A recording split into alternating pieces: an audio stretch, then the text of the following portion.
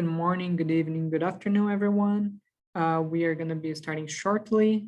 Please feel free to send any questions in the chat throughout the presentation or ask our speakers, Isabel Plant and Professor Natalie Beck.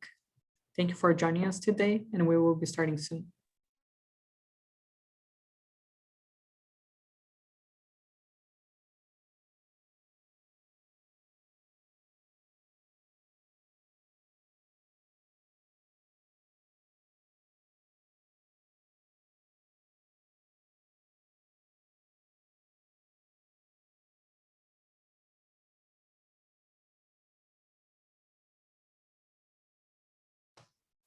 So it's 3:01. Professor Beck, would you like to get started? Yep. Okay, that's great. Absolutely. Thank you for coming, everyone. I'm Dr. Natalie Beck. I'm Assistant Professor of Social Work here at St. Edward's University. And I'm Isabel Plant. I'm a senior sociology honors student at St. Edward's, and I'm also a Moreau Scholar from Holy Cross High School in Waterbury, Connecticut. And today we are going to talk about microaggressions, and especially in the schools and in classrooms. So to start out with, we want to just say that we're not experts on this topic. We are coming to you as people who are interested in starting these conversations and facilitating these conversations, but not as experts. We acknowledge that we have a lot of privilege and may not have had experiences, some of the experiences that we're talking about. So we just wanted to start with that. Also, when we have conversations like these, it can sometimes be a little challenging to create spaces where people feel comfortable to have this kind of dialogue. So I'm curious if there are any agreements that y'all think would be helpful to start out with in order for us to engage in conversations around microaggressions and bias in the classroom. So I am going to take notes. If anybody has anything that you think would be helpful, please let me know and I can put them up here. And you can put it in the chat or unmute yourself.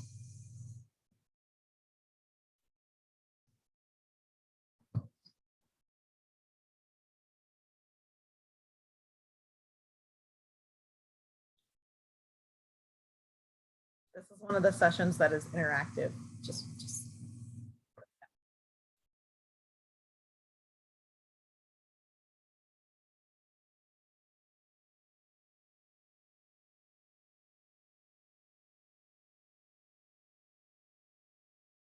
Or to ask the reverse question, have you ever been in conversations like this that did not go well? And what do we need to make sure that we do not do?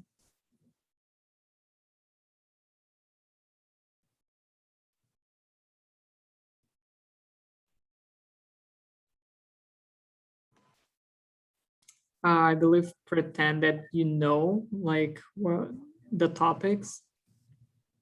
Good, thank you, Felipe. So you've experienced people pretending to know. So maybe the inverse of that would be like, be open to not knowing,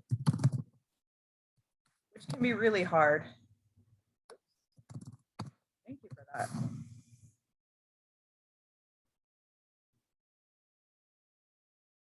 Any other thoughts? I would say another common one is understanding that we all come from different backgrounds and experiences, and keeping that in mind when people are sharing.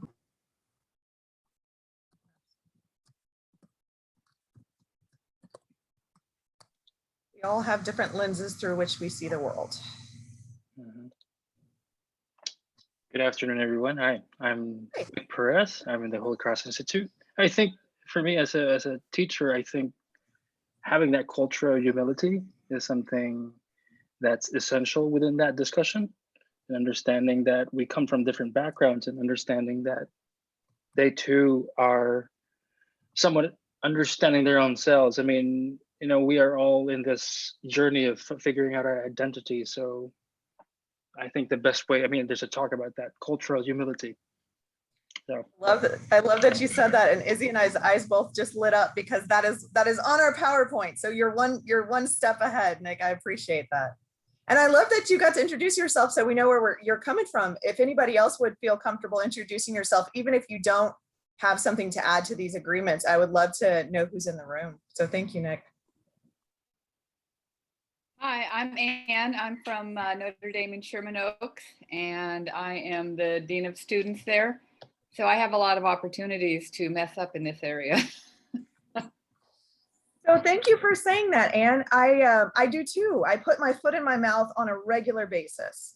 But I think if we're not willing to do that, then if we're not willing to risk, we never have the reward, right? Yeah. I think that's a beautiful thing. How could we phrase that on our agreements? Just be willing to speak out and be wrong, and be willing to take the constructive criticism that comes back to you. I definitely had that opportunity. This last summer, we had a town hall after the George Floyd killing and the protest, and some students felt very empowered to let me know some of the things I had done. And I really view it as an opportunity that I got to sit in it and listen to it and learn from it and not be defensive. I had to work a little bit to not be defensive, but I got past that and feel like it was one of the biggest growth opportunities I've had.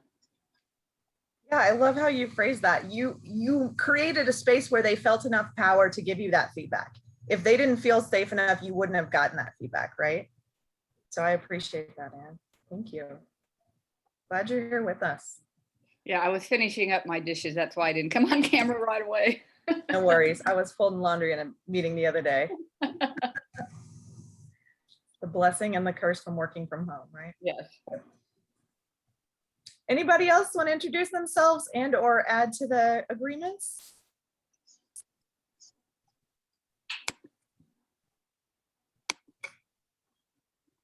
I'll introduce myself. I'm Marty Gimateo from Notre Dame High School in West Haven, Connecticut, and I taught for many years, Isabel, at Holy Cross Waterbury. So hi, nice to see you.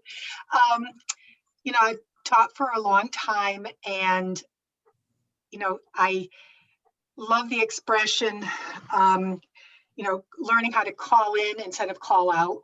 And I'm really trying to get better at that. On a day-to-day basis, I'll hear things in the hallway, in my classroom, and I just really want to get more comfortable with doing that. And so I'm interested in what you have to share with us.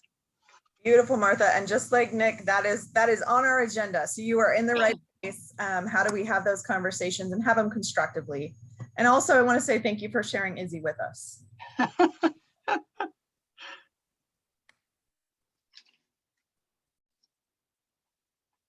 Anybody else introduce yourself, add to the agreements? Hi, this is Mary Bolgren from Akron, Ohio. I'm at Archbishop Hoban High School. I'm head of the religion department. I've been there for 15 years. So as an old white woman, I'm always interested in learning and being more open to not, I guess, in a joking way, I would say, to being able to let my students know how important they are to me without offending anyone, I guess. So I'm always open to learning more about that. And that's one of the reasons that I'm here. Thank you so much, Mary, for that. It reminds me a lot of the first point, the being open to not knowing. Is there anything you would add to?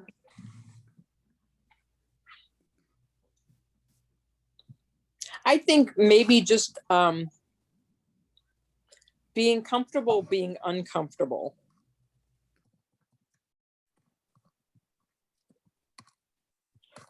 And as teachers, we're so used to being the expert in the room.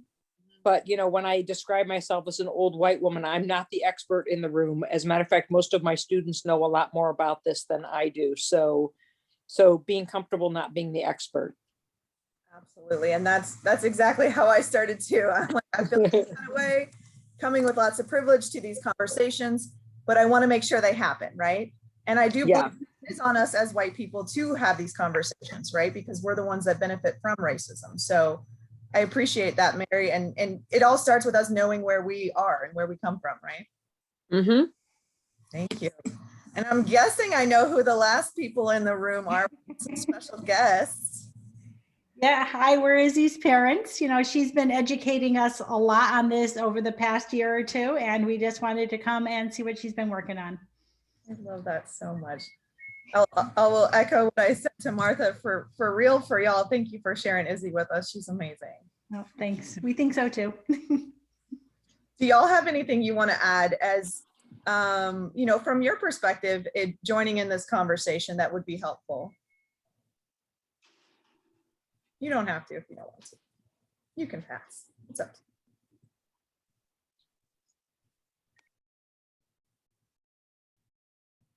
you. I would say it's just more awareness of things that we say that we think we're being conscious of what we're saying and saying the right things, and it's really the wrong things. I've been going through a lot of training at work as well. And I think it's really just having conversations with people and not being afraid to also ask how, you know, did that upset you, or was that the right way to say it, or how should I say it, and willing to learn from others. Excellent. I love that. So not just being comfortable accepting the feedback or the constructive criticism, but also asking for it, right? Like really opening ourselves up for that discomfort. That's amazing. That's like next level, right? Inviting the discomfort. Yeah, thank you. Thank y'all so much. I appreciate your willingness to go through this exercise with me. I know probably y'all have had these discussions before, right? This kind of setting the framework discussions.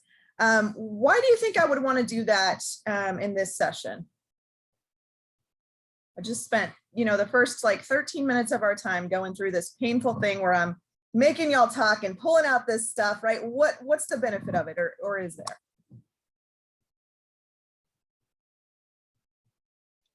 I think it's the ability to get to know each other and trying to figure out each other's identity. That builds on respect. Absolutely. Yeah, so even by learning people's perspectives on this very, you know, this agenda setting, this frame setting, it helps us know who's in the room and where people are coming from, and from a very starting place. I also think what I just did is a technique you can use in your classroom. I use it at the beginning of every single class I teach. I say, we're going to talk about hard stuff. How are we going to talk about hard stuff? What agreements do we need to have in place to have the conversations we're about to have? So this is something that I wanted to model for y'all because it's something you can do in your classroom, and I highly encourage it. From day one, it shows the kind of conversations you're going to have in your classroom, as well as the kind of agreements we need to have these conversations. So it wasn't just a technique for this space, it's a technique you can take back to your spaces as well. So thank you so much for that. I'm going to hand it over to Izzy now. She's going to talk about some of the research she's been doing on her honors project. So before we start jumping into exact microaggression examples, I want to talk about why systematic racism happening in schools is important to acknowledge. So the majority of teachers in our public schools are white women, and that does not reflect the student body, the demographic of our student body. So there are going to be cultural differences, and with a lack of understanding, there's inevitably going to be cultural clashes. And a lot of times people say, well, racism has gotten so much better, but really we went from overt racism to more passive forms of racism like microaggressions. So students can understand the racism that they're experiencing. They might not be able to pinpoint, oh, I'm being oppressed because of my race, but internally they can understand what's going on. So there was a study done that interviewed students of color, and they identified that as early as 2nd or 3rd grade, they had feelings of inferiority and feelings of not being capable of doing the schoolwork, not being capable of learning. And then there's another study of, they call it the doll test, and students say in front of 2 dolls, one is black, one is white, and they had participants of toddlers, black and white, answer a variety of questions. So they would ask questions like, which doll's pretty, and overwhelmingly black and white toddlers would pick the white doll. Which doll is ugly? Overwhelmingly, they would pick the black doll. Which doll is smart? Overwhelmingly, they would pick the white doll. Which doll is not smart? They would overwhelmingly pick the black doll. And it was really disheartening to see black toddlers, not like around 2 years old, picking the doll that reflects them with so many negative stereotypes. And they choose the doll that reflects them because they're taking in all the information and being socialized by our society and how our society treats them. So it's really important to understand that students are able to pick up on implicit bias from their teachers and from their classmates, and they can really internalize these experiences. And it's not just having hurt feelings or feeling down on yourself. There's very measurable and quantitative results and of the negative effects that students experience. So to start, it really affects students' mental health and their feelings of their self-confidence. And this can translate into their physical health. And it was found that students that experience racism have similar side effects to PTSD. And so we were seeing students not being able to go to sleep at night. They're wetting the bed way older than normally would occur. Students weren't able to eat. Students were getting such bad headaches, they weren't able to get out of bed in the morning. And so this is really going to affect their social lives and their academic achievement. We can't expect students to go through PTSD symptoms and then come to school and be able to learn. And then I really like the term that Patricia Williams used, which she called spirit murdering. And this is a slow death that's built on racism and is intended to reduce, humiliate, and destroy people of color. So society starts to humiliate, reduce, and destroy students of color as soon as toddlers. And with this internalization, it stays with them until their adulthood. So we see the negative effects of racism, even if it's passive or implicit bias, affect students throughout their whole lives. And to look at some forms of implicit bias or passive forms of racism, we're going to watch this video on microaggressions. And the term microaggressions makes it seem small, but as we've seen, there are real negative effects. And this video is going to help us connect how such small comments can have such huge effects on people. For people who still don't think that microaggressions are a problem, oh, you're so well spoken. just imagine, instead of being a stupid comment, a microaggression is a mosquito bite. Ugh, it's a compliment. Mosquito bites and their itch are one of nature's most annoying features. But if you're only bitten every once in a while... No, where are you really from? Cleveland? Sure, it's annoying, but it's not that big a deal. The problem is that some people get bitten by mosquitoes a lot more than other people. I mean, a lot more. Whether it's on a date... Oh, your English is so good. Excuse me? Going grocery shopping. You know, everything happens for a reason. I'm just buying apples. Commuting to work. So when are you gonna have a baby? Watching TV. We have to keep the Redskins' name. It's part of our culture and history. Or just walking down the street with your partner. I couldn't even tell you were gay. Mosquitoes seem to pop up everywhere. Do you know John? Give me shopping advice. I love Cher too. And getting bit by mosquitoes every day. Can I touch your hair? Multiple times a day. So pretty. Can I touch it, please? Can I please? Is annoying. And makes you want to go ballistic on those mosquitoes, which seems like a huge overreaction to people who only get bit every once in a while. It's just a mosquito bite. Who cares? Just another angry black woman. Of course, beyond just being annoying, some mosquitoes carry truly threatening diseases that can mess up your life for years. Astrophysics? Maybe you should try this challenging major. Ow, my dreams. And other mosquitoes carry strains that can even kill you. He looked like he was up to trouble, okay? I felt threatened. So next time you think someone's overreacting, just remember, some people experience mosquito bites all the time. You're all so exotic. Wow. And by mosquito bites, we mean microaggressions.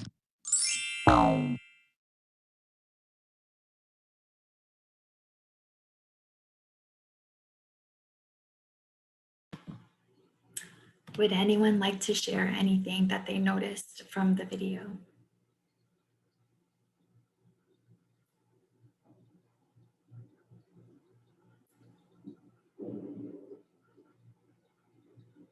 It could be something that you commonly hear and didn't think of it as a microaggression, or it could be a new comment that you haven't heard of before. It's interesting to see that from a very funny perspective. I'm Filipino American, and I'm the only Filipino American in the congregation of Holy Cross. I'm a Holy Cross brother. And it's weird, in a sea of old white men, I'm the only brown guy. I mean, working in higher education. So it's an interesting kind of a perspective to see that, and always, hey, where are you really from? It's like, your English is so good. It's like, well, I speak 5 other languages. What do you expect me to do?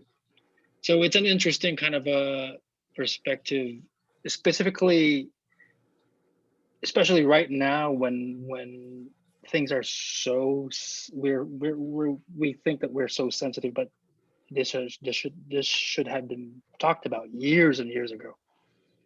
And to somewhat bring this back and somewhat being able to give a voice to people like me.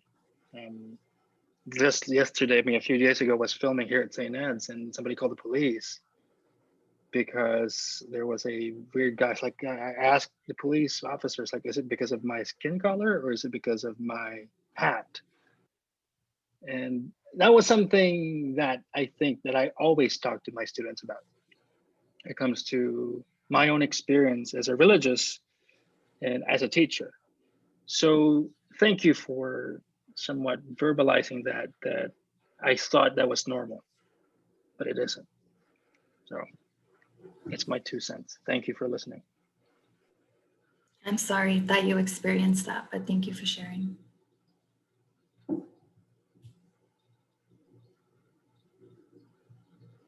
thought going through my head is that sometimes the stupid things that come out of our mouths are from just not knowing what the right thing to say is, and to want to exchange a conversation or compliment, but it's a compliment gone wrong.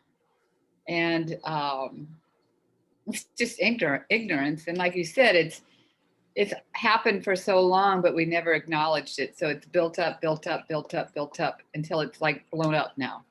And so it's not being extra sensitive, it's just finally acknowledging.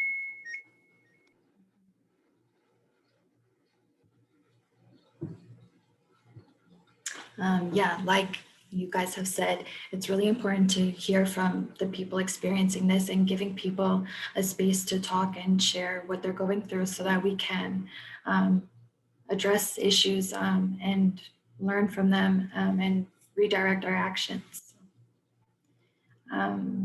Another thing that I wanted to point out from the video was that it wasn't just about race. Depending on all the identities that people hold and their oppressed identities, they're going to experience more mosquito bites, as they're called in the film. So if you have a Black student in your classroom, they're going to experience racial mosquito bites.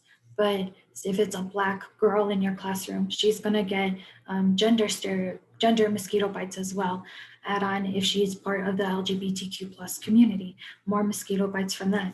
And if she has a disability, more mosquito bites from that. So it's important to recognize that sometimes you may feel like you're experiencing mosquito bites. I, as a woman, will experience mosquito bites, but I will never experience mosquito bites from someone who identifies as a different race or as a different sexuality or a gender identity. So it's important to keep in mind that while you may be experiencing mosquito bites, we have to look for people and look at other people's identities and how their experiences are different and how they are in ways more oppressed.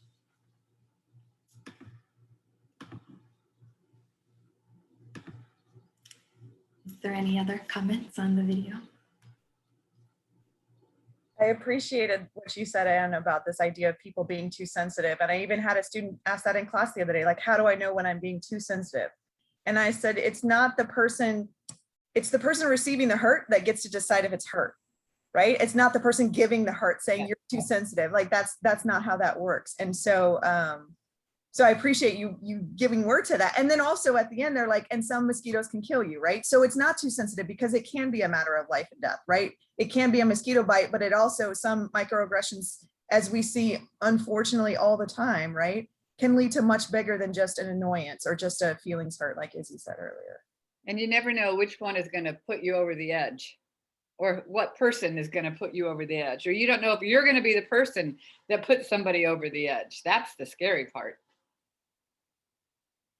And I think most of us probably feel like it would be unintentional. But that's where all of this, I mean, we're responsible to figure it out on our end. We have to figure it out. Thank you, Anne. I appreciate the ownership that you have of this. That's my goal of my last act of life, is to figure all this out and be a better person. It's never too late. You know, I've encountered the expression microaggressions so frequently, and you know, you first see the word micro, you know, the prefix micro, you think, oh, little, and this addresses that, but these things aren't so micro, you know, they can be pretty macro. And I thank you for addressing that, because, you know, initially that was my conception of the word. Absolutely, Martha, thank you. And I've also heard it called like death by 1,000 paper cuts kind of thing. So it's just like, it may be micro, but they add up, right? So just like the mosquito bites, one might be micro, but the culmination of them, right? It's not just, they're not just getting the one, right? And so I think this transitions very nicely to the next piece we were going to talk about, which is types of microaggressions. So like Martha said, I've heard this word a lot, but I've not heard it broken down into these until recently. And I think it's really interesting because the first one, micro assaults, these are conscious bias beliefs, right? Conscious attitudes and being expressed or acted out. And like Izzy said, though they are still very prevalent in our society, right? These may be not as frequent, right? So this is someone, who's got a Confederate flag and they're like, it's my right, and very conscious, right? Or a Muslim student in a class where a teacher's making an Islamophobic comment, right? It's pretty out there. It's conscious. I know I don't like this group, and I'm putting it out there, right? But a lot of what y'all are talking about is the other two, which are occurring outside of our conscious awareness, right? So the micro insults and the micro invalidations. So the micro insults are communicating the rudeness, the insensitivity, the slights, the insults that demean someone's identity. Jason Reynolds was talking about it this morning, kind of the backhanded compliments, right? Talking about you're so articulate. That's a great example of a micro insult, right? Or, you speak English so well, just like you said, Nick, right? Micro insult, it's a backhanded compliment, right? Oh, I'm saying you speak well, right? But it's like, what are you implying by that, right? So that's the micro insult. It can often be masked as a compliment, right? Whereas the micro invalidations is more of the exclusion, right? So also outside of conscious awareness, but excluding or nullifying a group. For example, color blindness could be an example of micro invalidation, right? I just don't see color. Well, then you're invalidating the experiences of people who experience racism if you don't see color. Or ignoring someone's pronouns, not even asking, not even caring, just assuming pronouns, right? So it's a micro invalidation in that it's just completely excluding, right? So micro insults are more active and micro invalidations are more exclusion, right? So not doing something versus the micro insults being doing something. So we focus a lot on the negativity and the microaggressions, but the good news is there's things called micro affirmations. So I think this is what a lot of y'all were coming to this session seeking, is like, okay, how do I do something different? What is my role in my last act of life? I like that, Anne. What is my role? How can I do something different, right? And here's the opposite of microaggressions are micro affirmations. So they could be micro compliments, right? Subtle little communications, once again, just little things, implying praise, admiration, or respect for an individual's identity or heritage. So for example, I had a student come to me the other day talking about how she lost a family member, and they have this practice of how they mourn family members they lost, and saying something like, tell me more about that. I'm really interested to hear about how your family handles these situations, right? Showing interest and respect for her culture and her family's culture. Micro supports are intentional communications that provide feedback, which is what some of y'all have said is really important, right? Is that feedback, and also resources.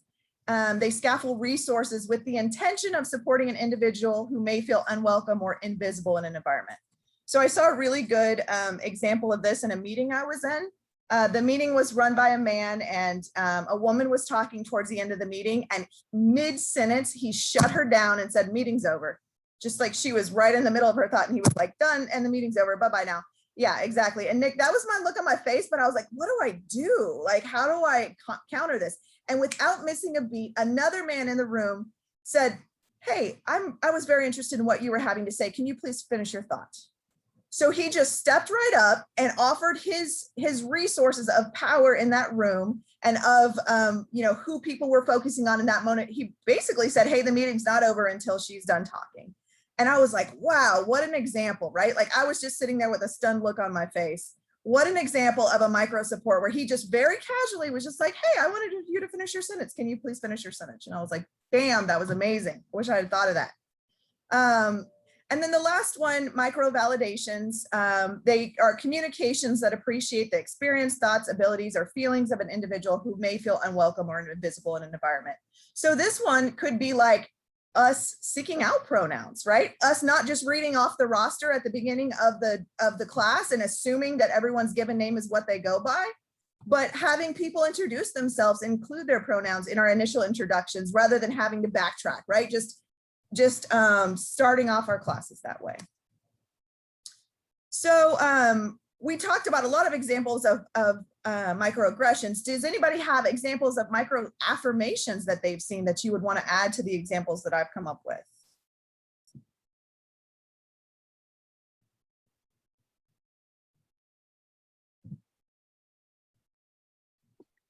I don't know if this really fits in, but we had a Kairos that ended up being timed right when Passover was happening. So we made sure that we arranged the schedule to respect that timing, and had a Passover activity, I guess, to educate and to experience with the Jewish students in our school.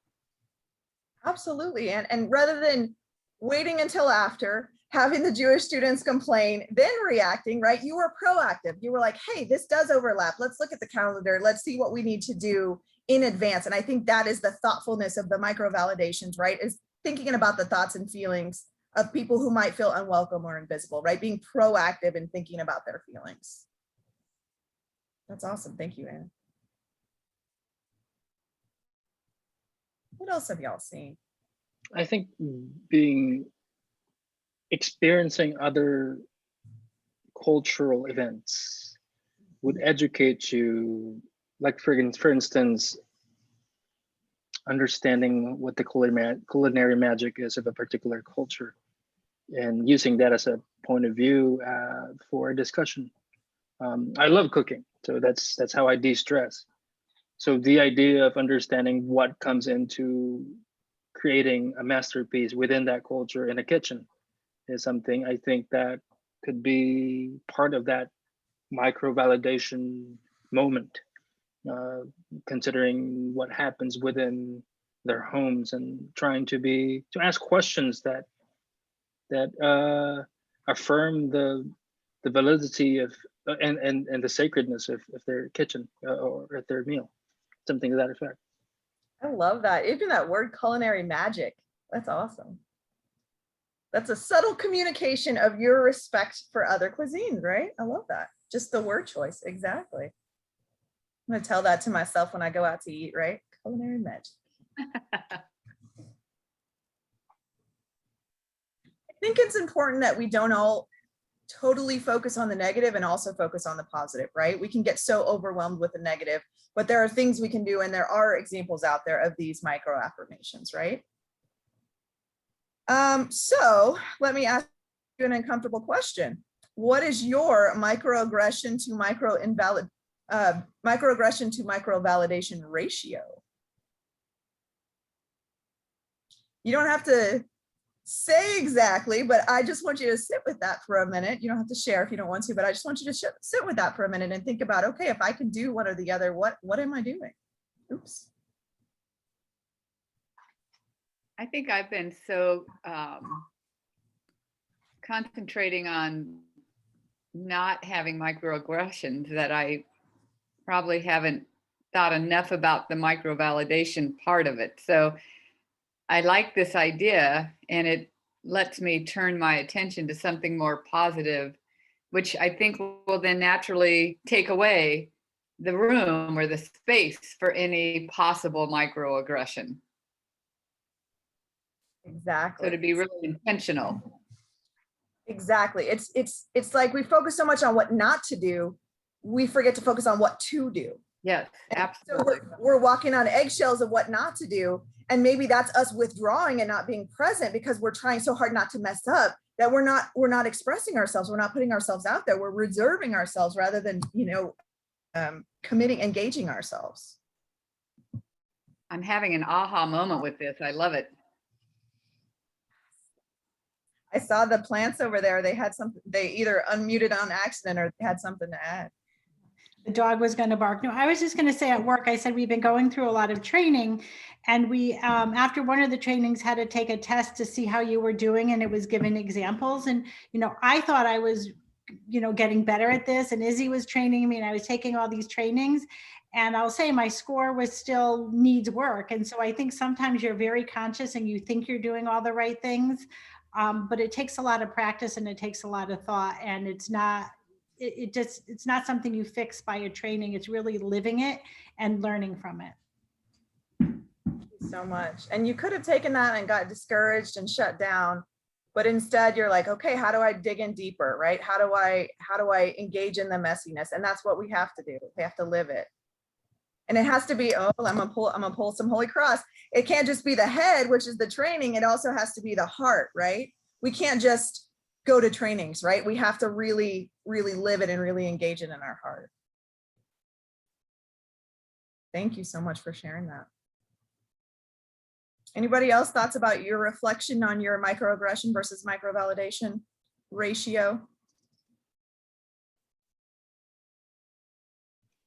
I think it's an interesting,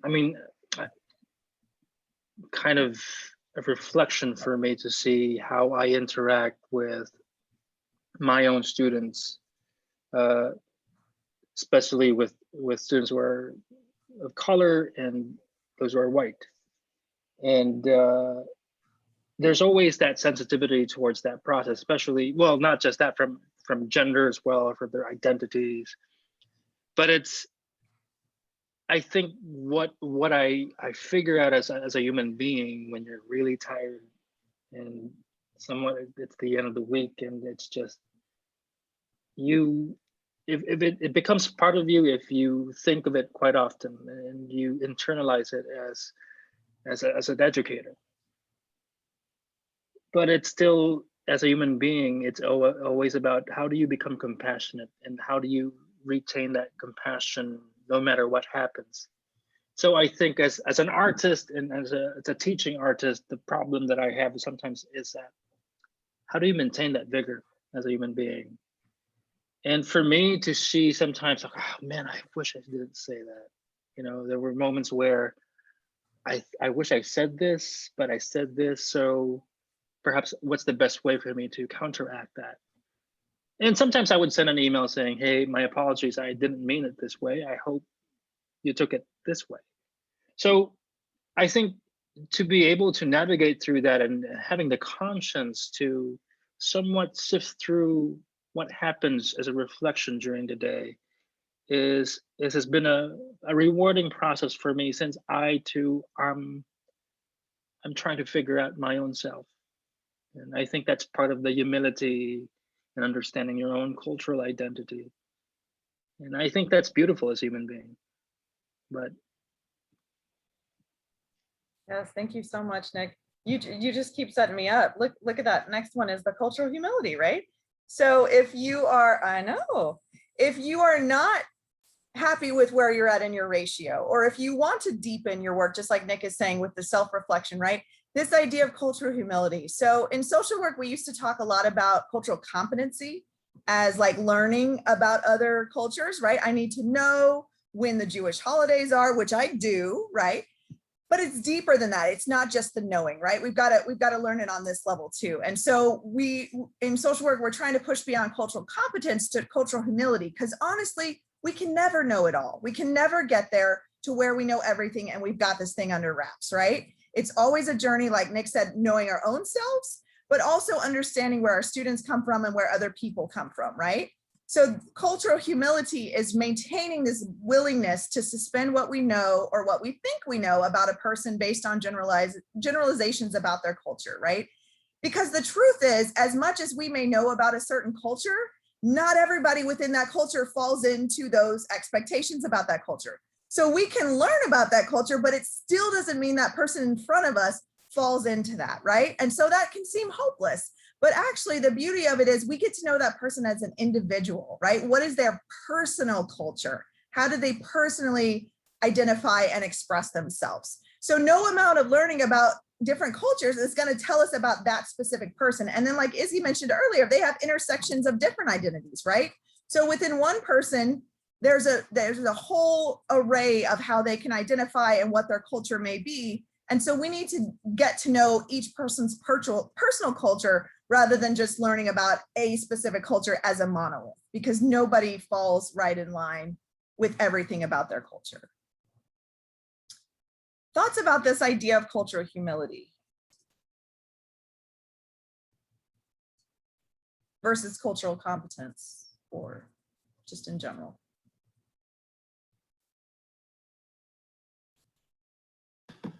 Can I also add something? Of course. From the study that I mentioned before, they were talking about how learning about someone's culture can not only help in the future, but it can also help students heal from past bad experiences.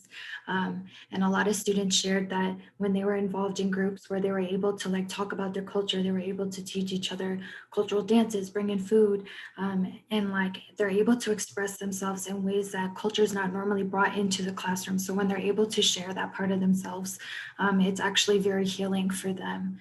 So it can also help undo or work towards healing past bad experiences and work towards the future of validating people's experiences.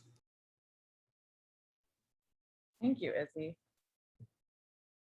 Yeah, and I think people, just like the first 15 minutes I spent on, framing this conversation, I think sometimes people think that's a waste of time, right? Like I already don't have enough time as it is to cover everything, right? But really, when we can when we can tap into where people are in their heart, we can really much more effectively teach them in their head.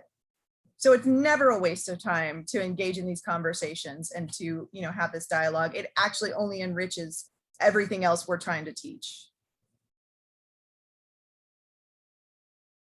In my humble opinion, anyway. Any other thoughts of this before we move on to an activity?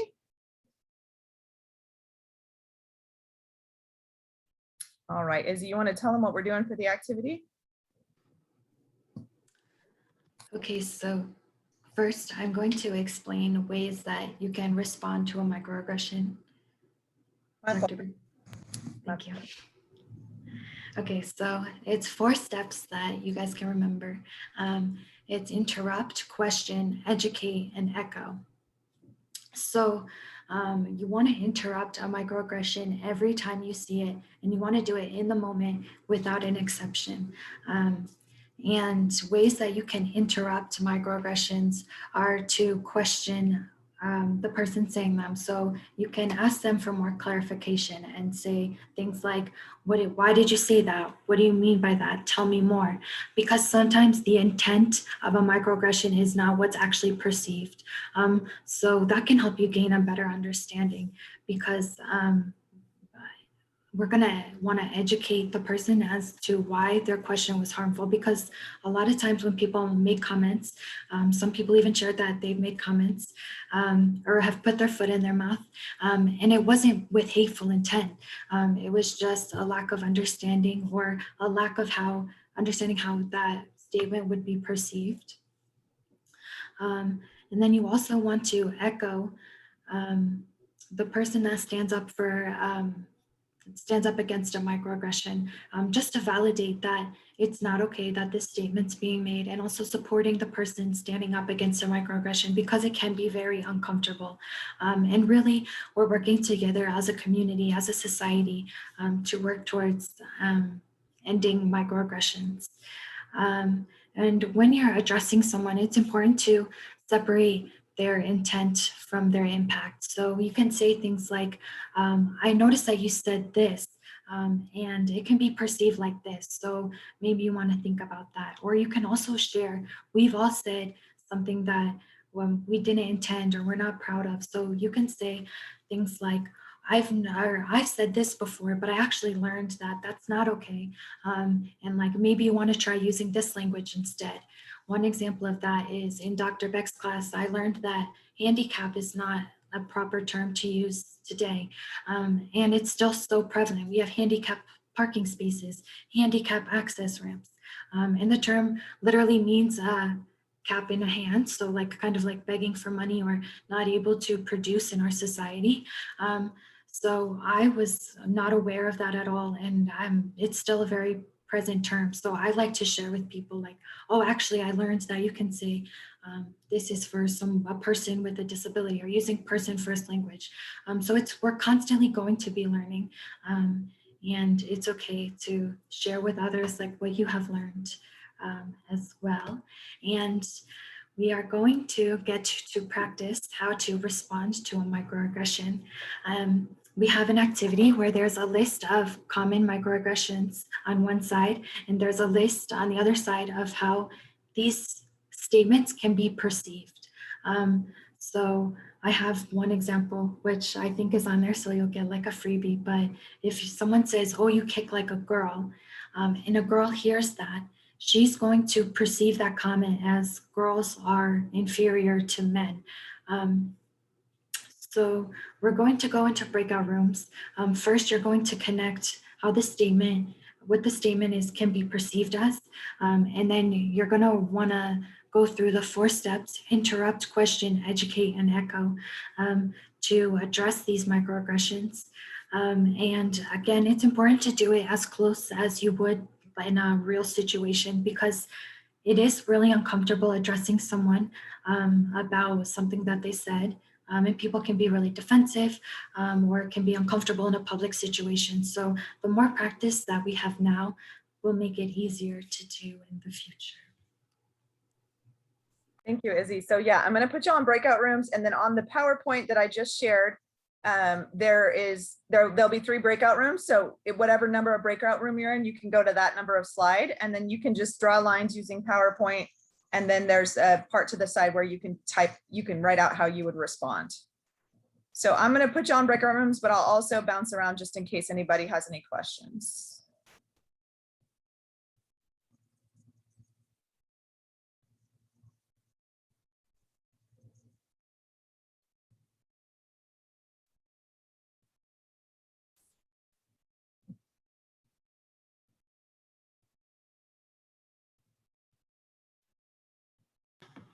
Do you want me to join a breakout room, Dr. Beck?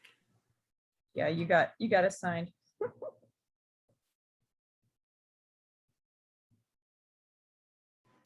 Would you like me to join room 2 as well? Yeah, can you join room 2? Yeah. That would be great. Yeah. Thank you. Of course.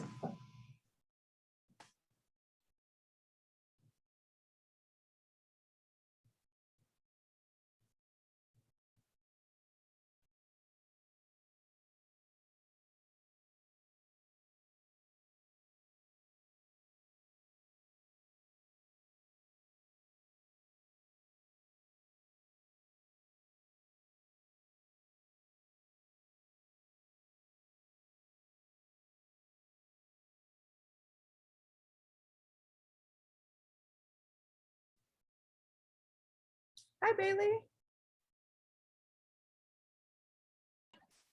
Hello there. I think that I jumped out for a second and then I lost contact. No So worries. now I'm back. Did I miss it? We're in breakout rooms right now, but I can certainly put you in the breakout room. Are you willing? Okay. I will certainly assign you, no problem.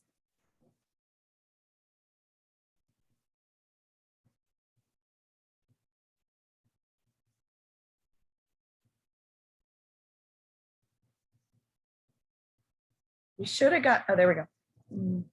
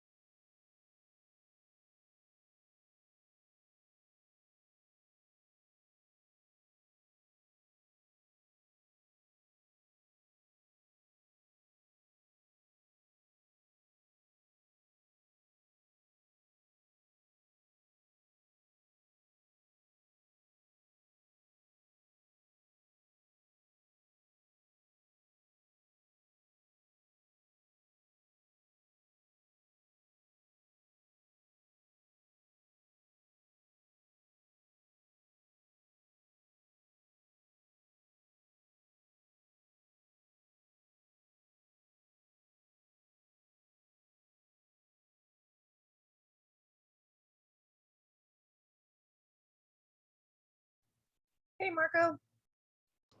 Hey, Natalie. They're Checking in in. How you breakout doing? rooms. They didn't all leave. They're in breakout rooms. I was like, oh, what happened? No, we're still good. Great.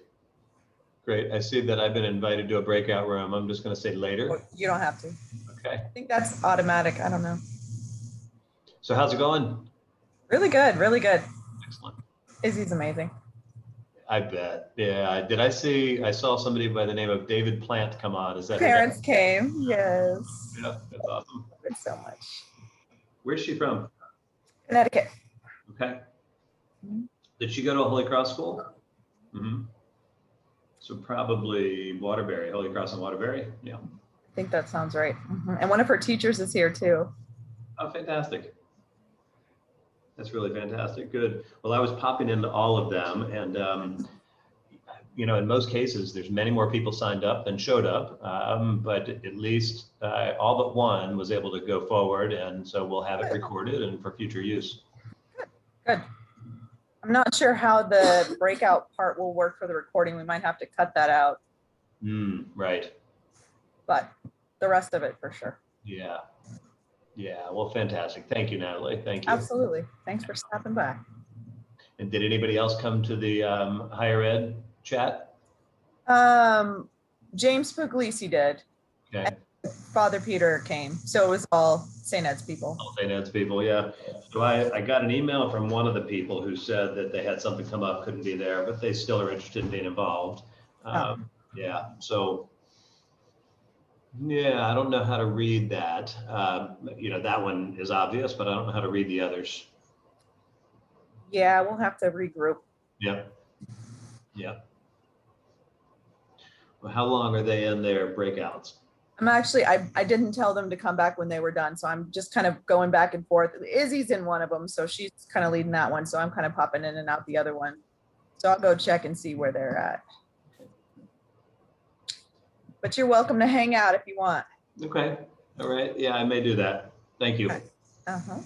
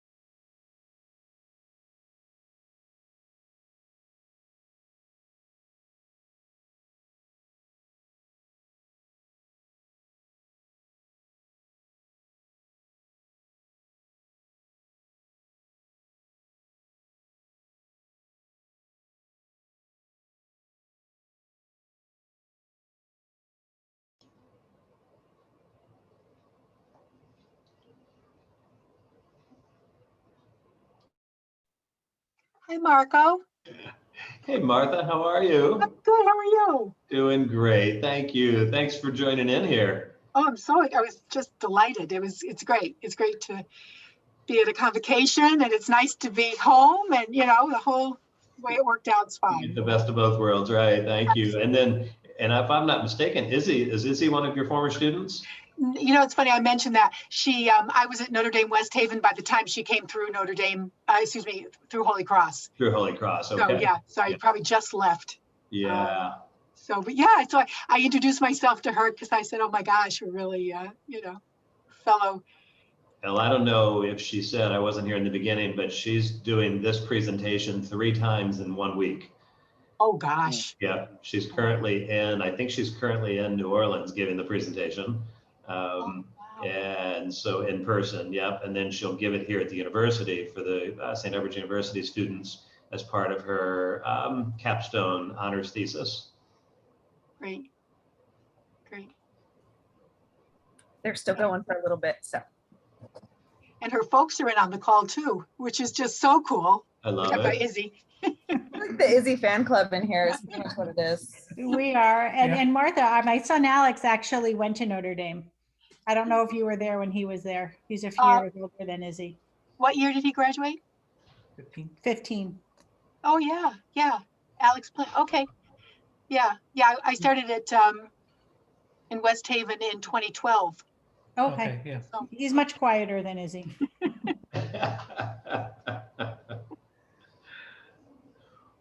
Well, Mr. and Mrs. Plant, thank you for first off entrusting your children to Holy Cross schools, and of course joining us here today. How exciting! And not only did you entrust your children to Holy Cross schools, but of course Izzy continued all the way through her undergrad here at St. Ed's. Yeah, actually, our son went to Stonehill, so we did it.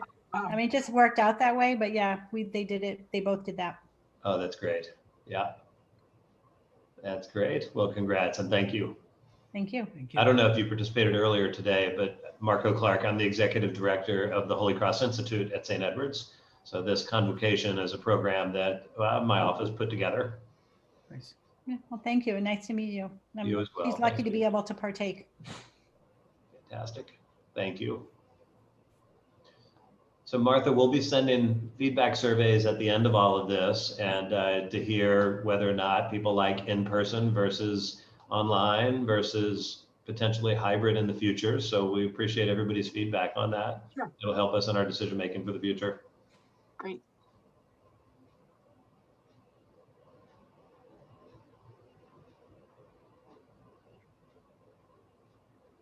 There's a little best of both worlds, and so it's hard, but the keynotes especially are great, in virtual settings. But when you do breakouts like this, there is real value to having people in person and side by side, and the networking. Yeah. Hanging out in the bar at the hotel after everything's over. Or downtown. Downtown, right? That's true.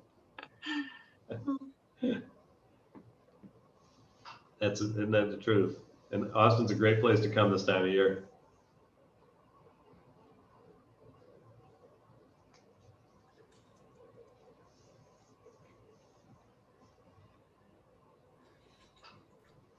So Plant family, I want to apologize in advance that Izzy wants to be a social worker now. Thanks a lot. It's a wonderful choice. I'm not going to take all the credit for it, but my parents weren't that stoked when they found out about me. So, Honestly, I just want her to be happy. Although watching this and seeing her excitement about New Orleans, I'm thinking maybe she should be a professor, but I haven't mentioned that to her yet. You never know. It was never my plan, and here I am. So she's very good. She's very good. The internship she's at this semester, that's my old job. That's my old boss. So I was like, Izzy, you'll be good here. Come. I think that's had a big influence on her. It has. I love because she calls me all the time, and it just like when she learns something or she goes and sees something, she's like, you're not going to believe she went to one of the places where some of the teenagers were living. And I call and hear all her passion and everything when she's calling back and letting me know what she's seen, and so It's also made her appreciate us a lot more. All good things. Well, thank you for everybody for coming back. I was popping around, so I got snippets of the conversations, but I'm really curious to hear how it went and what that going through the process of that activity brought up for you and all of that. So let me know what you're thinking now after going through that. Well, I love that there was an activity, because in so many of these seminars we've had a ton, it's like you want to come away feeling like you have an action plan, a skill set. And, you know, I think that accomplished it for me. I think it's great. And I'm going to, you know, try and keep it in my forefront and kind of look for opportunities to use it. Excellent. Thank you, Anne. So not just avoiding the microaggressions, right? But also using the micro validations, right? And the micro affirmations and having the tools, right? I love this because it's so easy, right? Okay, I can do this. I can interrupt, I can question, I can educate, I can echo. And I love that echo part too, because I think that's so lost. Because like I was sharing with Nick's story, I sit there with this look on my face and I'm like dumbstruck and I don't know what to say, but I can't echo. When someone says what I want to say, I should echo them more, right? When that man stepped up and you know said, I want to hear what you want to say, I wanted to hear what she wanted to say. I should have said, yeah, me too, right? So even if you're not quick enough, like I'm not, to say the right thing at the right time, you can always echo someone who is and add to the momentum that way too. And I love that extra piece. So thank you, Anne. I love that you're gonna apply this and look for opportunities to use this. Oh my God, my friends are not going to know what to do with me. You're going to be interrupting right and left. Like, hold on. Yes. Let's break this down. Did you know? Thank you, Anne. I'm sorry to your friends, but not really. Who else? What are you sitting with after doing this activity?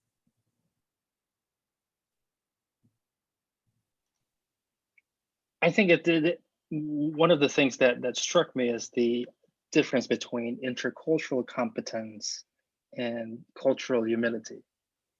And to be able to be in that position where you're understanding that it's from an intellectual level when you're doing the competence part, but cultural humility is much more from the heart. It's a combination of a lot of these two. So at least for me, how I process things is that I think of my nieces and nephews who are brown like me, and how do I respond to their needs as human beings, as a girl, as a boy, and how they unravel their own identities. And I think that's somewhat very essential to my own bearing as a human being, as a religious, and as a human being, as a person trying to live this life in the best way that I can. So those are the 2 cents that I've somewhat unraveled during that conversation. Thank you. I love that you're really personalizing it, Nick. You're not intellectualizing, you're personalizing. You're doing the hard work. So thank you. It's much easier to intellectualize sometimes, right? Especially as educators and smart people that we are, it's much easier to go into our head and avoid the heart piece, because that's where it gets a little trickier. Thank you.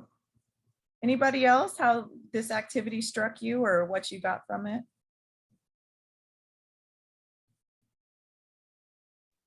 I think I mentioned before that I was interested in having some tools.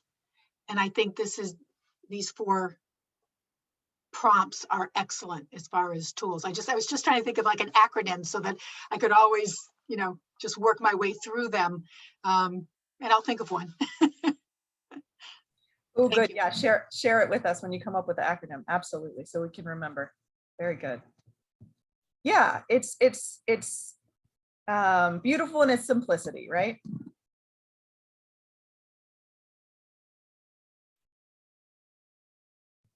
I wish we could say we came up with these. We did not. There's some very smart people that came up with them. And actually, I want to share with you where we got these, because if you want to do more reading and if you want to do more digging, we found this really great resource, which is right here. And it's exactly what we're talking about is dealing with bias in schools. And it's not just bias in the classroom as you as a teacher dealing with it with students, but it's also teacher to teacher, right? And also boss, right? And all of the power dynamics that are in there. So all of the different situations in which you might encounter bias in the class or in the school are addressed in this guide I just sent. And it also got the steps. That's where we got the steps from. So I wanted to share that with you. If you want to do some more digging, this is a good place to continue this process. Okay, we've got about 5 more minutes. So what I'd like us to do with this last 5 minutes, and we've also already kind of been doing that, but just what are you going to take away from this time? What are you taking with you from this session? What will you remember? What did you learn?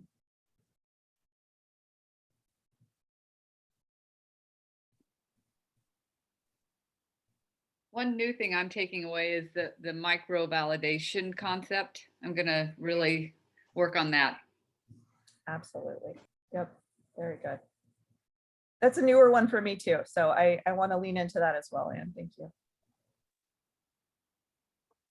I really want to, cultural humility really hits me.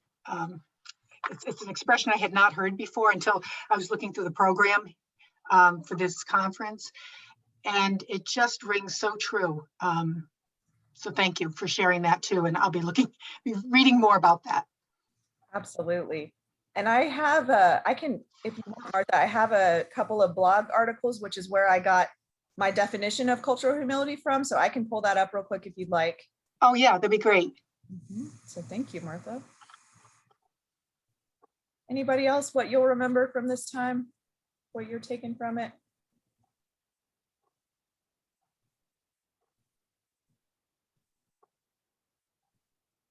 And you can also put it in the chat if you don't want to put it out loud.